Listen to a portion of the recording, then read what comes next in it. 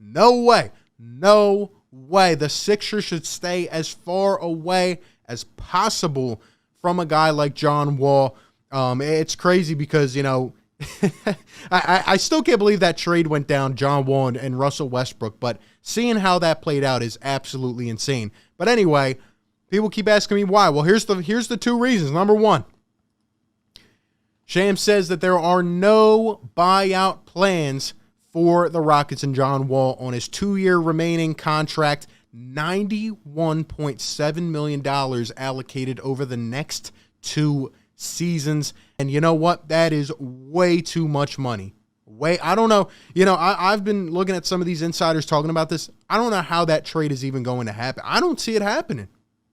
I really don't. I think they're going to have to buy him out somehow, some way, because that contract, honestly, at this point, looks like the worst contract in the NBA. And it's no disrespect in terms of who John Wall is. Here's the other reason. John Wall can't stay healthy. He's a 5-time All-Star. He's a former #1 overall pick. He played 10 years with the Wizards. Unfortunately, they're the Wizards, so they couldn't get him over the top, especially with Bradley Beal.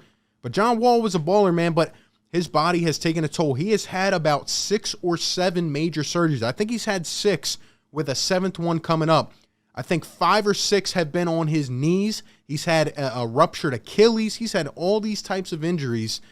And at 31 years old, making that much money, it would be a complete disaster. If we can get rid of Kevin Love straight up for John Wall, I'm taking it, okay?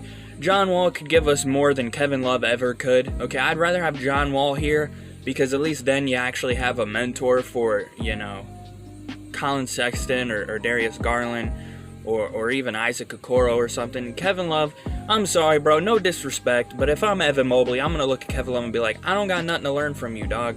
You're poop. I wanted to learn from you 10 years ago. I don't want to learn nothing from Kevin Love now.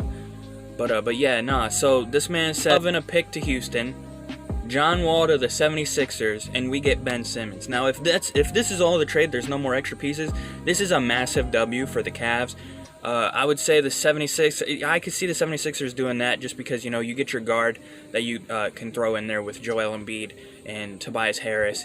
And if we can get Ben Simmons, I've said this since day one, if we can get Ben Simmons without getting rid of Garland, Sexton, Okoro, I saw a trade earlier where they said we were going to trade Jared Allen. Like, if we can just get straight up, that would be a W, and I would love that. But I'm also not against John Wall being in Cleveland.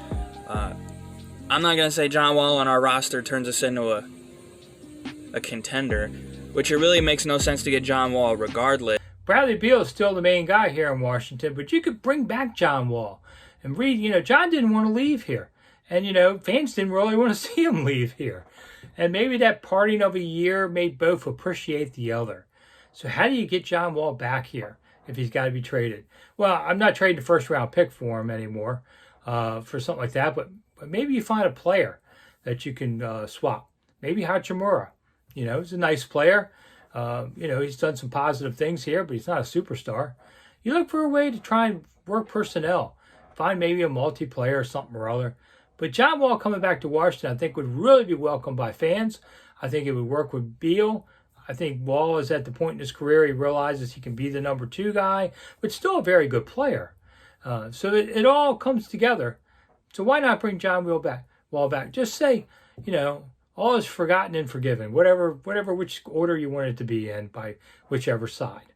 I know it's not easy, but hey, come on back. I've gone back to a job a couple times in my life to someplace I had left.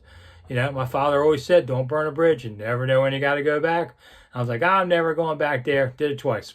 So, you know, you never know. It's worth trying to take a look at this. Losing Harden, now losing John Wall, we're basically tanking. I mean, maybe, I'm not saying we're going to be trash because the Rockets are going to be a watchable, fun team, but they're not going to make the playoffs. And we know they're not going to make the playoffs. I mean, if you want to make the playoffs, you don't trade John Wall because what are you going to get for him? We're not getting a young player first. We're probably going to have to give up a young player first to get rid of his contract. He's making over $42 million annually. So, again, I know I sound like I'm complaining. I'm just going to reiterate the point. Like, the Rockets are making the right decision. They should trade John Wall. They should trade Eric Gordon. It opens up a bigger and obviously needed role for Kevin Porter Jr. because if he wants to break out and be that guy, he's got to play this season.